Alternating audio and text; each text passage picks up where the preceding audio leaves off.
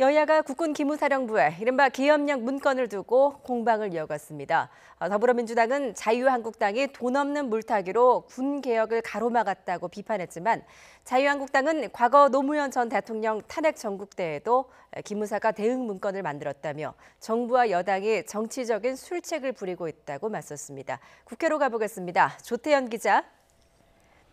네, 국회입니다. 네. 어제 한국당이 고 노무현 전 대통령 때에도 기무사가 대응 문건을 만들었다 이렇게 주장을 했는데요. 이를 두고 오늘도 공방이 이어졌다고요? 네, 더불어민주당은 이 한국당의 주장에 대해서 돈 없는 물타기에 나섰다면서 역공을 펼쳤습니다. 추미애 대표는 오전 회의에서 공당의 원내대표가 가짜 뉴스를 유포하고 군 인권센터 소장 개인의 취향을 비하하는 발언까지 했다며 본질을 호도하고 기무사를 옹호하는 것이 한국당이 말하는 혁신인지 의심스럽다고 지적했습니다. 이어 한국당에 대응하기 위해 당 내부의 특별팀을 구성하고 즉각적인 활동을 시작하겠다고 강조했습니다.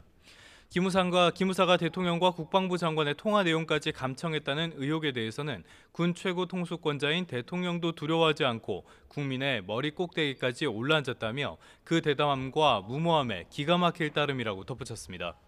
반면 자유한국당은 2004년 고 노무현 전 대통령 탄핵 전국 당시에도 기무사가 대응 문건을 만든 점이 확인됐다고 맞섰습니다. 김성태 원내대표가 조금 전에 기자간담회를 열었는데요. 오전에 이석구 기무사령관 등이 참석한 가운데 간담회를 진행한 결과 이같이 확인됐다고 강조했습니다. 당시 기무사가 위기관리 단계를 3단계에서 2단계로 격상했다며 특별감찰 대상자 59명에 대한 집중 감찰과 기자관리 방안은 물론이고 군 병력의 수도권 이동사항, 첩보 수집 활동 강화 등의 문건을 작성했다고 주장했습니다. 계엄령이나 위수령이 언급되진 않았지만 위기 대응 지침이라는 점에서는 계엄령 문건과 크게 다르지 않다는 주장입니다. 군 인권센터의 잇따른 문건 폭로와 관련해서는 아무리 군기강이 해이해졌다고 해도 기밀 문서가 시민단체를 통해 공개되는 건 이해하기 어렵다며 적폐 몰이를 하기 위한 정권과의 결탁이 의심된다고 덧붙였습니다. 김병준 비상대책위원장도 오전 기자간담회에서 시민단체가 어떻게 중요한 문건을 입수했는지 밝혀져야 한다며 문건을 보면 전망도 틀렸고 현실성도 떨어져 위기관리 지침 정도로 보인다고 설명하기도 했습니다. 바른미래당도 오늘 오후에 군 관계자들과 만나 대체 복무제 등을 논의했는데요.